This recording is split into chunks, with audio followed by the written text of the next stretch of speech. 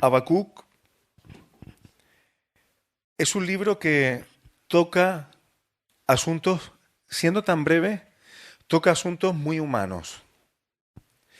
Preguntas que todos nos hacemos acerca de Dios, que la gente en la calle se hace acerca de Dios muchas veces también, pero también toca el tema del sufrimiento. Lo que pasa es que el sufrimiento, la Biblia, las Escrituras, cuando toca ese asunto, lo toca muchas veces desde dos perspectivas. Hay veces que tenemos sufrimiento a nivel particular, a nivel individual. Y la Biblia se mete en ese asunto. Uno de los libros para mí más maravillosos que tiene la Escritura está dedicado o como tema central tiene que ver con el sufrimiento de una persona. ¿Sabéis ya cuál es, verdad? Job. Pero la Escritura también a veces toca el asunto del sufrimiento no a título individual, sino de manera colectiva. Y Habacuc, siendo una profecía cortita, pero va a tocar el asunto del sufrimiento a nivel colectivo para el pueblo de Judá. Habacuc se va a enfocar al pueblo de Judá, porque le van a venir problemas, le van a venir sufrimientos. Es una profecía dada en torno al 600 antes de Cristo. Y Habacuc significa, en hebreo, abrazar o estrechar. Y me encanta que signifique esto porque si yo os hablo de abrazo, lo estáis viendo como algo cariñoso. Pero si hablo de estrechar, también puedo estrechar entre mis brazos, pero a veces va más allá que simplemente una muestra de afecto. Y pongo un ejemplo. Nosotros tenemos una perrita pequeña y además un animal muy noble, pero es muy difícil comunicarnos. A veces el animal parece que entiende más cosas de lo que uno se imagina. Dices palabras y las entiende, o ves gestos tuyos y los entiende. Si yo estoy en la mesa trabajando, haciendo algo, me puedo levantar 15 veces. Pero como una de ellas me levanté pensando que voy a sacar a la perra, parece que lo sabe. Y se me viene porque sabe que es la intención que tengo. Hay cosas que el animal entiende, pero hay otras que no entiende. Y hay veces que tenemos que echarle unas gotitas en los ojos por el bien del animalito y ella no entiende que lo hacemos por su bien. A lo mejor esas gotitas le escuecen, a lo mejor le va a resultar molesto, pero ya no entiende que es para un bien mayor. Y entonces, ¿qué es lo que tenemos que hacer a veces con ella? Tenemos que ponerla en estrecho entre nuestros brazos para evitar que se escape. Ella forcejea y paralizándola un poco le echamos la gotita y luego la consolamos y la dejamos ir. Dios muchas veces tiene que tratarnos así para cumplir su justicia. Y eso va a hacer con el pueblo de Judá. Los va a poner en estrechos con la nación babilónica, con los caldeos. Van a pasar por tribulaciones y serán cautivados, como Dios ya había advertido en la ley y por otros profetas.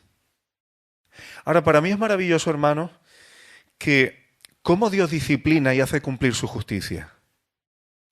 Es cierto que va a haber mucha dureza cuando las incursiones babilónicas lleguen hasta Jerusalén.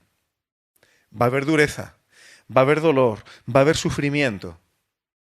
Pero Dios también les había dicho precisamente que cuando esto llegara, que no se resistieran. Y que cuando fueran cautivados a Babilonia, no se resistieran, sino que procuraran vivir en paz y procuraran la paz de Babilonia, diciéndoles, porque en su paz vosotros tendréis paz. Y ciertamente, una vez que ocurrió lo que Dios había dicho que pasaría, ellos en Babilonia estuvieron bien, más o menos. Hubo momentos puntuales con dificultades, ahí tenéis el libro de Esther, pero de forma general, el pueblo de Judá no estuvo tan mal en Babilonia. Ellos prosperaron, buscaron estar bien y Dios los cuidó allí, al mismo tiempo que había cumplido su justicia. Así que esto tiene que ver con el tema. Pero también vamos a ver las cosas que Habacuc se pregunta. Siendo un profeta de Dios, es humano y tiene sus luchas internas igual que cualquier persona. Muchas veces pensamos que cuando alguien es hijo de Dios, un siervo de Dios, un pastor de Dios, un obrero del Señor o alguien que lleva muchos años en el Señor no tiene luchas. Eso no es así. Todos tenemos luchas y diatribas. Y todos en un momento dado, de vez en cuando nos preguntamos, ¿y por qué el Señor está permitiendo esto? ¿Por qué Dios hace esto? Y casi que tenemos tensiones con Él. Habacuc comienza, que por cierto el versículo 1 dice la profecía que dio el profeta Habacuc. Por eso hay veces que a los profetas se les llama videntes, no en el sentido de hoy día, que tiene que ver con la parapsicología, sino vidente porque a veces las revelaciones de Dios no siempre eran auditivas, sino que veían cosas. Pero las preguntas que Habacuc se hace en los versículos 2 y 3, fijaos qué humanas son y posiblemente nos identificamos con él, al menos yo. Fijaos el versículo 2 cómo empieza. ¿Hasta cuándo, oh Jehová? Impaciencia.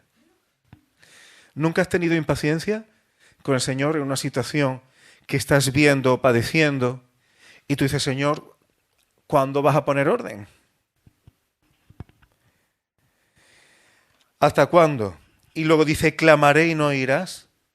¿No hay veces que clamamos al Señor y nos exaspera que su respuesta no sea inmediata?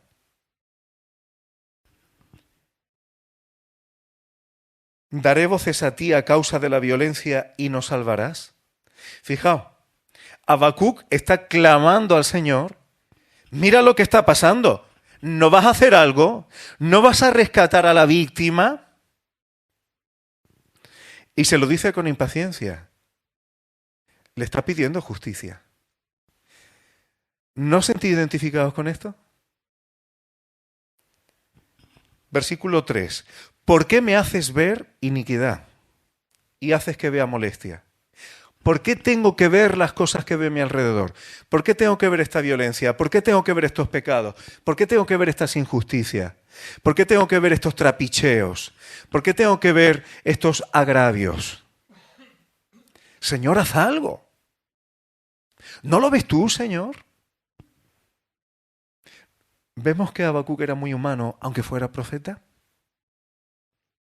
Vemos que los siervos de Dios, Antiguo y Nuevo Testamento, no siempre son superhéroes espirituales que parece que van andando sobre nubes, Dios les habla al oído, hacen descender fuego del cielo, como le pasó. Y parece que como si fueran supermanes. No es así. Son personas muy humanas, son personas con sus debilidades, son personas con sus dificultades, y en esto se muestra el poder y la gloria de Dios. Que Dios siempre que utiliza o ha utilizado personas, eran personas normales. Eso sí, muchos de ellos simplemente buscaban sujetarse a su Creador. Si destacaban eran en eso, pero eran personas normales y con sus debilidades. Dice, destrucción y violencia están delante de mí, y pleito y contienda se levantan. Habacuc aquí está diciendo la verdad. Está viendo y sufriendo por lo que ocurre con el pueblo de Judá. Iniquidad, es decir, maldad en contra de lo que Dios pide. Destrucción, violencia, pleitos, contiendas. Y viendo a Habacuc todas estas cosas y clamando, cuando estas cosas se multiplican tiene una consecuencia. ¿Cuál es la consecuencia? Versículo 4. Por lo cual la ley es debilitada. Consecuencia, el juicio no sale según la verdad. Parece que está hablando de su actualidad, ¿no? ¿Está profetizando de España o...? La naturaleza humana es así. El juicio no sale según la verdad porque el impío asedia al justo. Este tipo de depredación, hermanos, es la historia de la humanidad. La gente malvada que nos cuesta trabajo creer que haya gente malvada de verdad. Todos nos equivocamos, todos metemos la pata, todos somos egoístas, pero personas que maquinen el mal, que procuren el mal con capacidad de depredación, eso existe. Nimrod era cazador de hombres. Y eso ha sido así en la historia de la humanidad. Siempre ha habido personas con la conciencia bajo cero que no tienen ningún inconveniente en planificar maldades por tal de conseguir lo que quieran, o simplemente por diversión. Ese tipo de psicopatías existen y desgraciadamente cada vez es mayor. Y ojo, aunque nosotros nos consideremos en un sentido humano buenas personas, pero bajo ciertas circunstancias cualquiera podemos cometer cualquier barbaridad. ¿Y qué ocurre? Asedia al justo y por eso sale torcida la justicia. Hermanos, el Señor Jesús nos advirtió cuando hablaba de los tiempos finales, en Mateo 24, versículo 12, que por haberse multiplicado la maldad, la iniquidad, la anomía, el ir en contra de la ley de Dios, el amor de muchos se enfriará. Y el amor en las Escrituras, lo he dicho otras veces, no es una cuestión de cuchi-cuchi. No es una cuestión de sentimentalismos. El amor en las Escrituras, y esto es algo que me escucharéis repetir muchas veces, porque malentender esto es malentender muchas cosas. Y si quieres, lee 1 Corintios 13, el famoso capítulo del amor, pero con esto en mente. El amor en las Escrituras es tratar al prójimo, a cada uno, según el Señor me pide que lo trate. Y a todo el mundo no es igual. Yo no tengo las mismas responsabilidades para con mis hijas que para con los hijos de un señor que vive en Pernambuco. ¿No tengo que amarlos igual? La Escritura da mandamiento, consejo e instrucción de cómo tenemos que tratar a cada uno. Y a todo el mundo no es igual. En función de los vínculos que tenemos con cada uno, en función de los pactos que tenemos con cada uno, es un trato. Yo tengo mandamientos para con mis padres que no tengo que cumplir con quienes no son mis padres. Y esto es la justicia de Dios. Y esto es lo que hace funcionar los engranajes, hermano. Muchos sufrimientos los tenemos porque pensamos, y el otro día, aquí a veces compartíamos, porque hay que entender esto. ¿Cómo amar al prójimo es muy difícil? ¿Cómo voy a amar yo a alguien que está a 3.000 kilómetros? Como diga la Escritura que tienes que amar a alguien que esté tan lejos. Si ni siquiera lo conoces. No es tu responsabilidad particular, escritural, que tú tengas que poner orden en el mundo entero. Es ridículo. Tenemos que empezar cada uno por lo que tenemos alrededor y en función de los vínculos. ¿Cómo tengo que comportarme con un compañero de trabajo? ¿Cómo tengo que comportarme con un vecino? ¿Cómo tengo que comportarme con un hermano en la fe? Todo eso. ¿Cómo tengo que comportarme con el gobierno? Todas esas cosas, las Escrituras dan instrucción. Cuando yo ando de esa manera, estoy andando en el amor. Y si nos damos cuenta, amar tiene que ver con seguir mandamientos. ¿Qué es lo que ocurre cuando se multiplica la maldad? Que uno va dejando de pensar en los demás, se vuelve egoísta y uno va dejando de tratar a los demás como el Señor pide. Y entonces se va corrompiendo la justicia cada vez más. Y los seres humanos van pasando de ser humanos a ser depredadores, los unos para con los otros. Y así es como se corrompen las sociedades. Pero la Escritura lo avisa, hermano. Por eso yo le doy gracias a Dios que los que estamos aquí queremos andar en el amor bíblico. Sigo avanzando, hermano. A partir de los versículos 5 al 11, se habla de cómo ya Dios le dice a Habacuc, no te preocupes, todo este desorden que estás viendo lo voy a poner en orden. ¿De qué manera? ¿Cómo voy a castigar yo todo esto? Pues a través de los caldeos, a través del pueblo babilonio. ¿Y qué es lo que dice? Lo resumo un poco. Versículo 5. Asombraos porque voy a hacer algo en vuestros días. Esta obra va a ser en vuestros días. Es decir, va a ser en esa generación. Versículo 6. Levanto a los caldeos, que son una nación cruel y presurosa, rápida, ágil. ¿Para qué? Entre otras cosas, para poseer las moradas ajenas. Son crueles y quieren despojar, depredadores. Versículo 7. Formidable y terrible. Eran terribles en su forma de conquistar. No tenían muchos miramientos. No tenían... no me sale ahora mismo la palabra. Incluso cuando hay guerras hay una especie de normas humanitarias. Ahora mismo no me sale la palabra. Si alguien me lo apunta, hay un nombre para eso. Aunque luego no se cumplan. Las guerras no son humanitarias nunca, pero bueno. Pero vamos, eran terribles y feroces. Dice el versículo 8. Dice, de ella misma procede su justicia y su dignidad. Independiente. Ella es el origen de su forma de funcionar. Versículo 8. Sus caballos serán más ligeros que leopardos. Siendo un ejército potente, eran tremendamente rápidos, feroces. Sus jinetes se multiplicarán, es decir, un ejército bastante numeroso. Vendrán de lejos, pero son rápidos. Se apresuran a devorar. El terror va delante de ella. Cuando alguna nación sabía que Babilonia se dirigía hacia ellos, se ponían todos a temblar. Había terror psicológico previo a la devastación. O sea que esto no era ninguna tontería, lo que se venía. Y recogerá cautivos como arena. Cautivaba para Babilonia por miles y por miles. Escarnecerá a los reyes, no le iba a dar igual que alguien fuera un rey, no lo iba a tratar de manera diplomática. Y de los príncipes hará burla. Se reirá de toda fortaleza. Es decir, puede despreciar a lo demás. Y cualquier fortaleza y resistencia que se le ponga, la tomará. Versículo 10.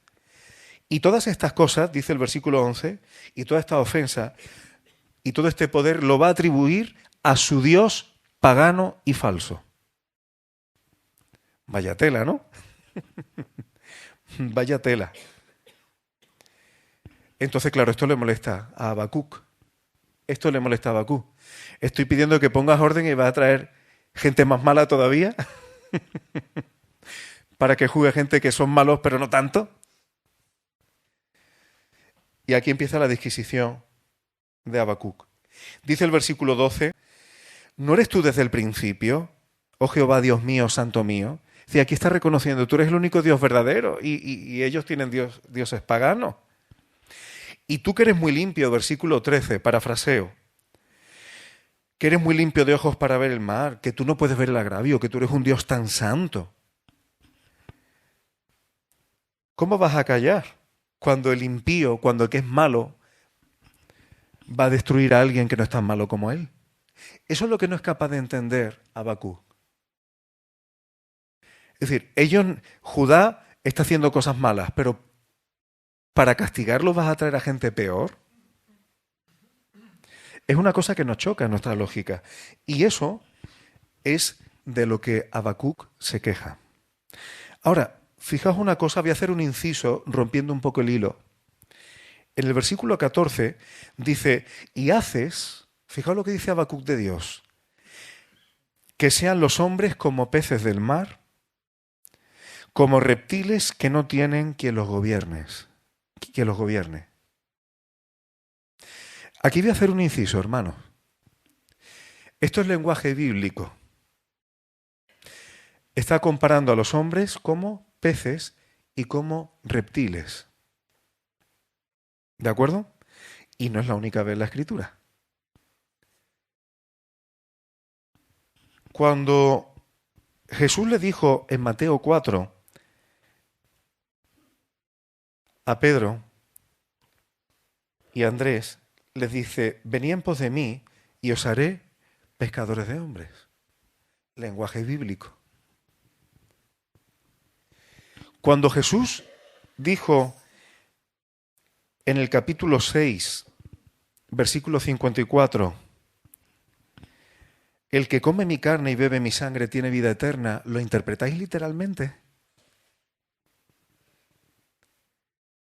Cuando Jesús dijo el que come mi carne y bebe mi sangre tiene vida eterna, ¿eso es literal? Obviamente no. De hecho, hubo discípulos que pensaban que era una literalidad y se fueron. No le entendieron. No es literal.